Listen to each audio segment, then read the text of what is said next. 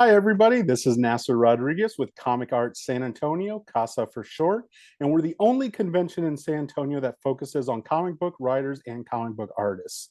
Today, we'll be speaking with one of those comic creator teams, Sarah and Joe with Child's Play Comics. How are y'all doing today? We're doing good, Nasser. Thanks for having us on. No, thank you so much for joining me. Like I mentioned, you guys will be joining us for CASA, and I'm excited to let people know what you'll be bringing to CASA. But before we get to that, I really want to get to know y'all a little bit more and give people a chance to get to know y'all. So let's go back to the beginning. Have you guys always been comic book fans? Were you always reading comics as a kid? Well, we were kind of like a two-part team in that respect because I'm the comic book guy and Sarah's the game master, and we actually used to own a shop here in New Braunfels where that was our roles. So Oh, okay. that's how we kind of came about. And Sarah's last name is Childs, and so that's where Child's Play Comics come from. Oh, The okay. Was that the name of the shop as well?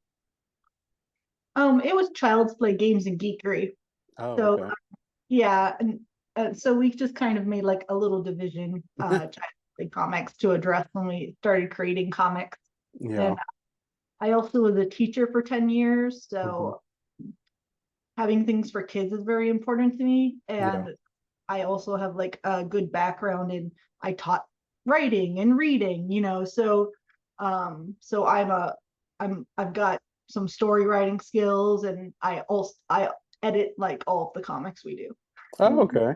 All right. Well, then for you, Joe, how long have you been a comic fan? Is that something that has been throughout your lifetime? Oh yeah, I mean, comics have always been there for me in one respect or another. I couldn't tell you what the first one was. Mhm. The earliest I can remember is like the Return of the Jedi, like official adaptation comic, Oh, and okay. yeah, but yeah, that gives my age away. But No problem. but yeah, I would kind of just I grew up in a small town, so I would kind of only see comics like in local Stop and Shop stores, or yeah, the closest shop was like over an hour away at the time. Mhm. So it wasn't until later in life when other shops started opening up that I really got a chance to see what a shop looked like, an actual comic book shop looked like, what the difference was of like of what's the back issue, and at the time, that's when like Batman 1989 had come out, and so Oh, the okay. animated series was right behind that, and then X-Men the animated series. So Mhm. so those are kind of some of the properties that I would try to track down and follow and learn about. So since then, comics have always been in my life in one form or another, Yeah. and you know here we are making them now, which I thought would happen. So Yeah, so then we're probably around the same age because yeah, Batman 89 was like a huge thing for me. Like I had the merchandise, the t-shirts.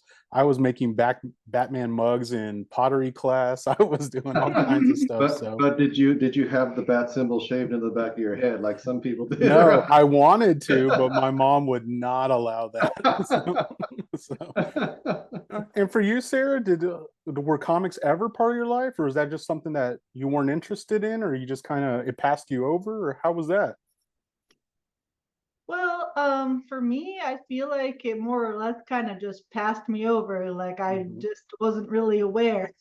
Oh, okay. I became aware of a lot of that stuff later on. Like, I got into like anime conventions in high school, and I actually started going to conventions before I started watching anime Oh, okay.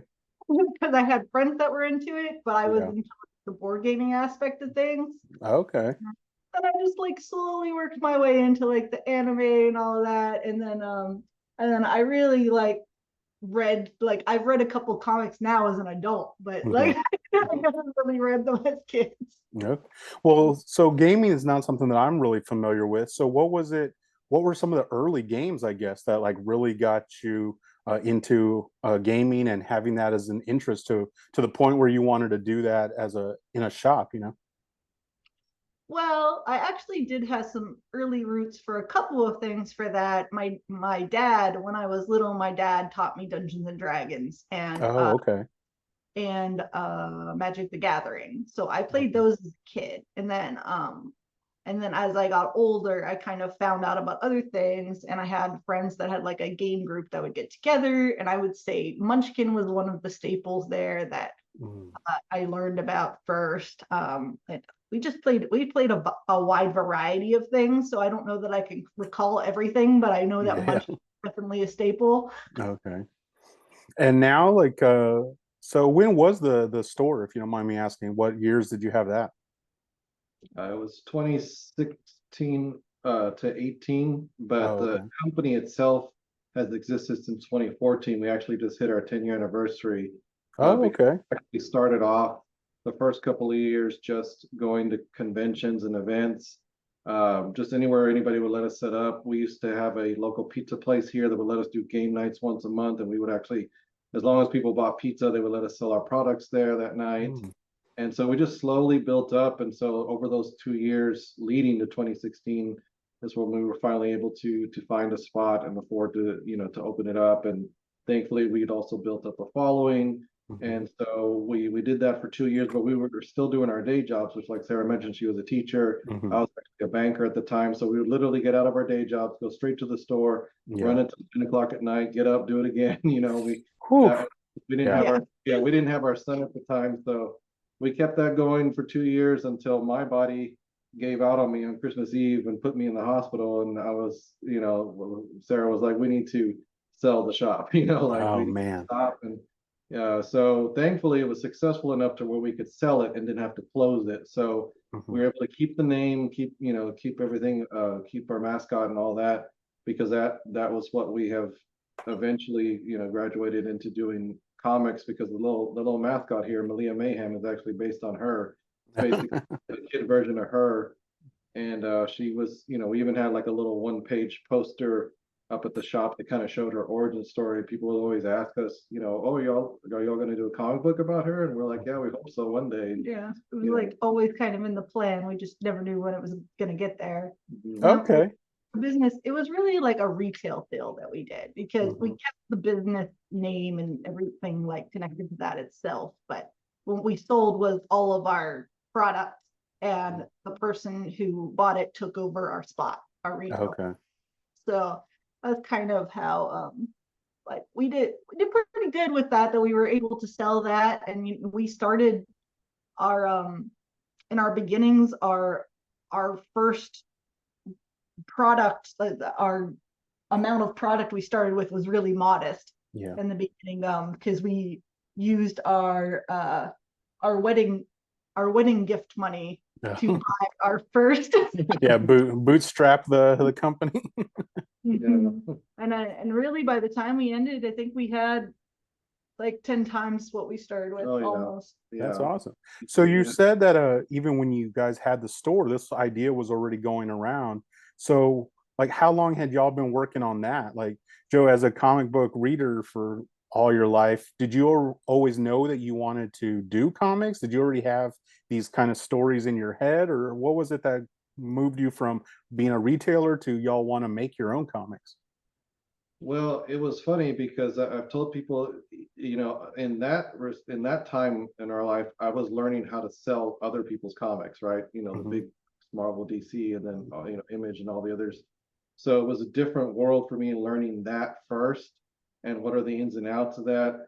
And we had creators in the store that were some locals, a lot more game designers than comic book people, but it was just funny. It's just one of those things that even at that time period, owning a store, did the subject of, hey, this is how you actually make them, or hey, I've made them, I'll help you out, or that never came up. And it was just so funny. It's just the way things work out in life sometimes, that it wasn't the right time, because Hmm. even had that idea. And yeah, I mean, of course I would read comics growing up and think, oh, this must be so cool to do them, whatever. But at that time it just didn't ever happen. It wasn't until we had already sold the store, and a year after, we had Hill Country Comic Con here in New Braunfels for Yeah. the first year, and we met indie creator Chuck Pino, Mhm. who was out here at the time, and he's the one who we just so happened to tell our story just like we told you, and he was the one that of his own volition was like, hey, like, I make these, I can show you how to do it,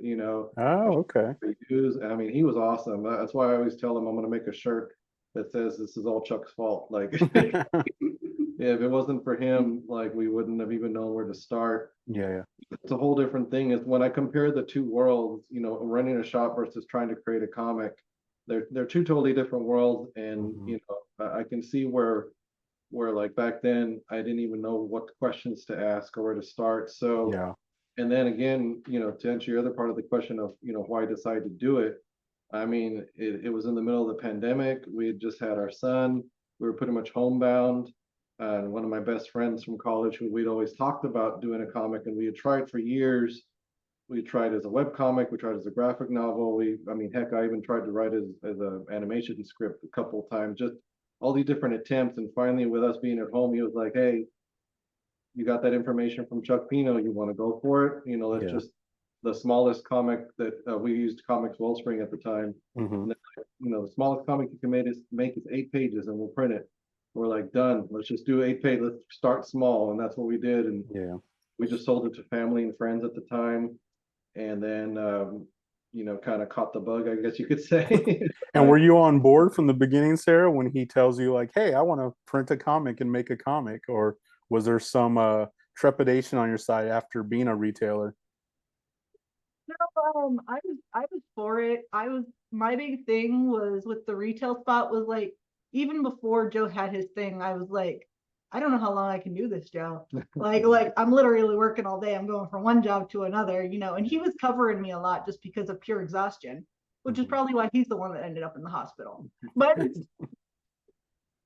But I was like, yeah, okay, dear, we need to slow down now. So Okay. this, like, I thought this was a good way to keep the company going, but also be able to kind of take more of a back seat. Like, we're not at a spot that we have to run every day. Yeah. you know it's not as demanding on us. Yeah. And I actually, before the pandemic struck, I was working on my own game. Oh, um, okay. and I was in the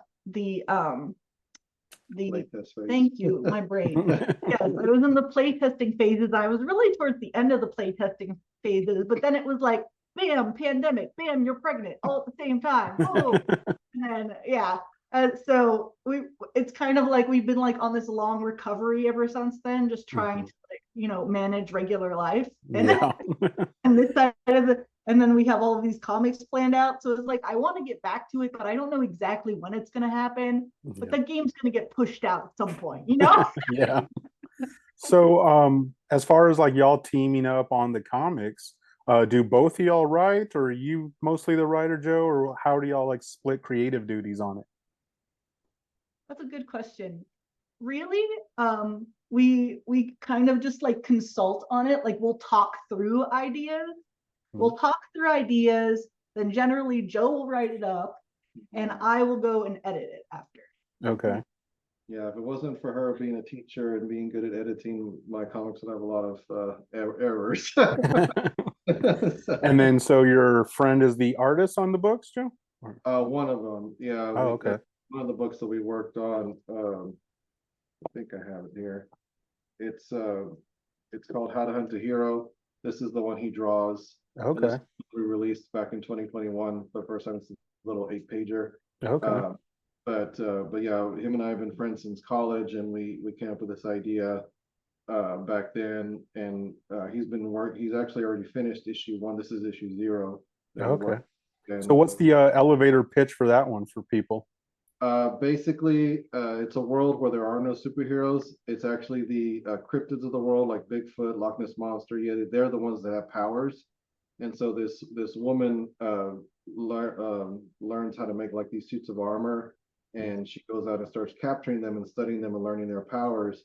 And then she has a crush who really loves superheroes, so she kind of decides to make his dreams come true against his will, I guess you could say, make him the world's first superhero. And so she creates this narrative where she basically decides to hunt him without him knowing that it was her that did it the whole time. So it was one of those, it used to be from the guy's point of view, but when we decided to do it nowadays, we're like, there's been too many of, the person discovering their powers type stories. So we're like, what do we do it from the villain's point of view? Oh, Because okay.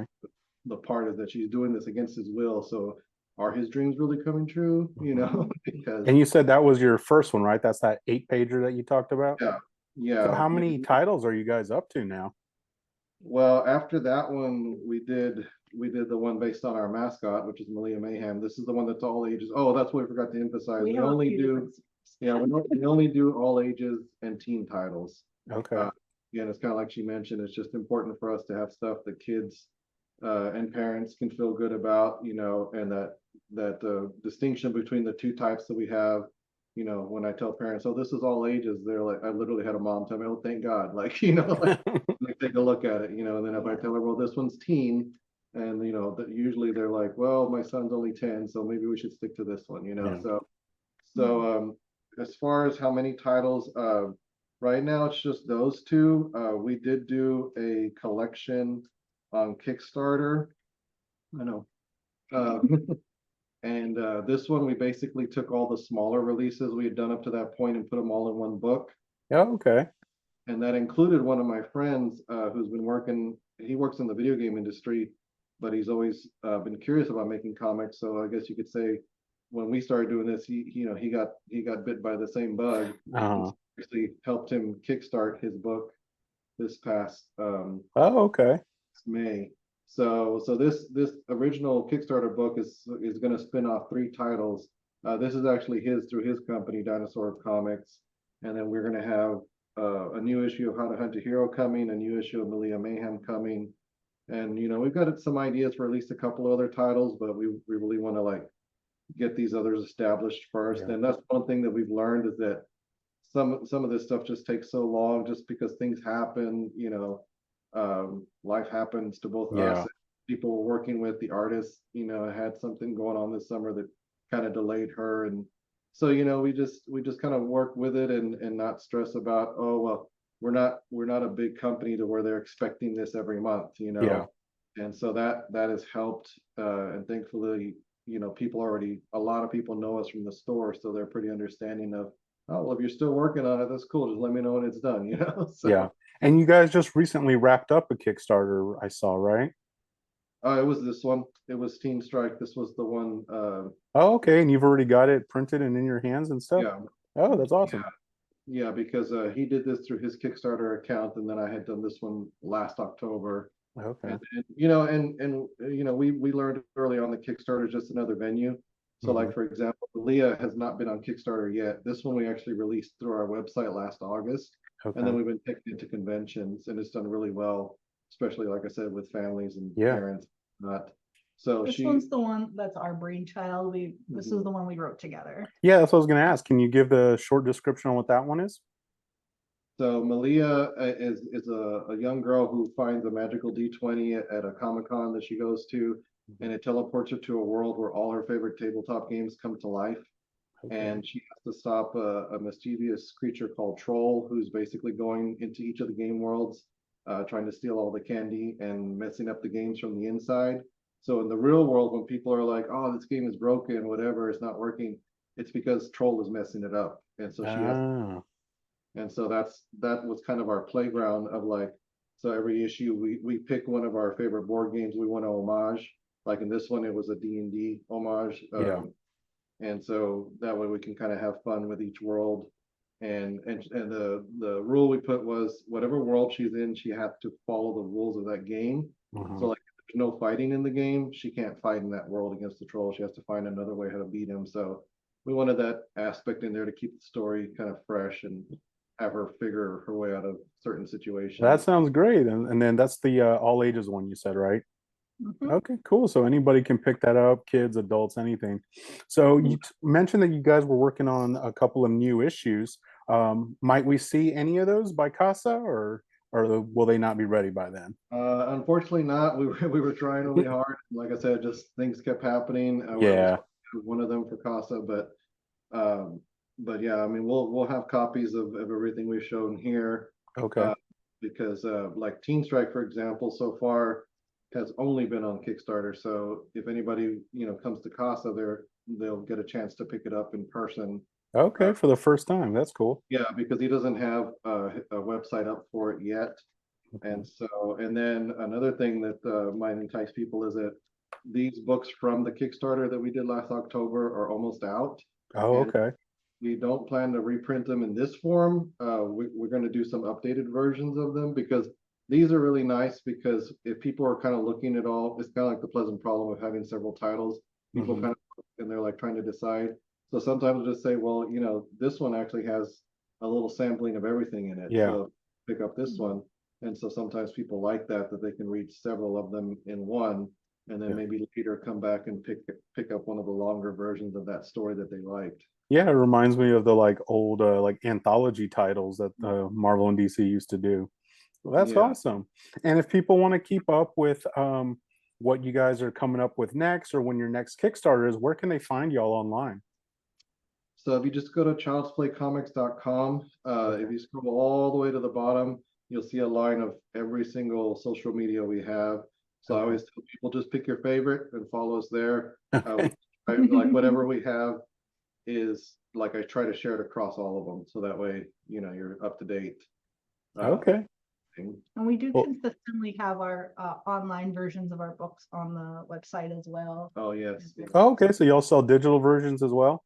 Mhm. Yes, and if we have the physical versions in stock online, depends on if they're at a convention right now or not. Yeah. You know, All right. Well, definitely. Everybody, please check out that's childsplaycomics.com, you said? All right. Check out childsplaycomics.com. As they show you, you could get all ages comics, you can get teen comics, and definitely keep an eye out for what they've got coming up. Thank y'all so much for joining me today. And everybody come out and see Sarah and Joe and Child's Play Comics and everything they'll have on October 5th at Comic Arts San Antonio. We'll be at the Marriott Airport San Antonio. So thank you so much for joining me today, y'all. thank you for Thank having you. us. We appreciate it. No problem. Can't wait for October 5th. Have a good one. You too. You too.